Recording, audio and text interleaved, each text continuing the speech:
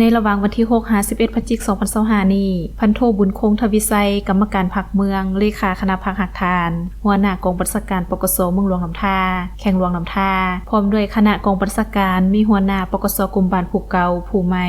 คณะปกสกลุ่มบ้านแผนกที่เกี่ยวข้ององค์การจัดตั้งบ้านนายและพลตำรวจ8ปกสกลุ่มบ้านเข้าร่วมในพิธีพันโทคำสุขวิไลทองหัวหน้าแผนกการเมืองขึ้นผ่านข้อตกลงของกองปฏิบัติการปกสแขวงฉบับเลขที่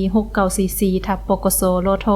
ลงวันที่10 ตุลาคม 2025ว่าโดยการแต่งตั้งตำแหน่งงานและยกย้ายหน้าที่นายและพลตำรวจที่ขึ้นกับกองปฏิบัติการปกสแข่งหลวงน้ำท่าในนี้ได้แต่งตั้งพันโทคำสุริยาลักษกุลเป็นหัวหน้าปกสกลุ่มบ้านทงใจ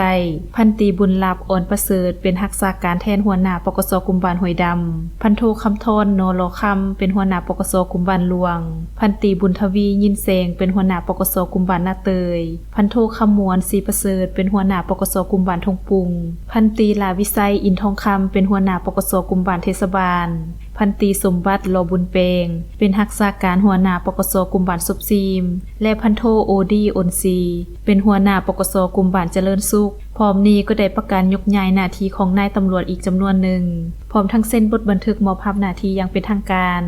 โอกาสนี้พันโทบุญคงทวิไสก็ได้แสดงคำหย่องยอสมเสยต่อสหายหัวหน้าปกสกลุ่มบ้านผู้เก่าที่สามารถญาติมาได้ผลงานหลายด้านในระยะผ่านมาและท่านยังได้เรียกร้องให้ผู้ที่ได้รับการแต่งตั้งหน้าที่ใหม่ในครั้งนี้จงพร้อมกันเสริมขยายผลงานด้านดีในระยะผ่านมาพร้อมทั้งปรับปรุงแก้ไขปัญหาที่ยังคงค้างและสามารถเฮ็ดให้เวียกงานดังกล่าวมีผลสำเร็จนับมือดีขึ้นเป็นก้าว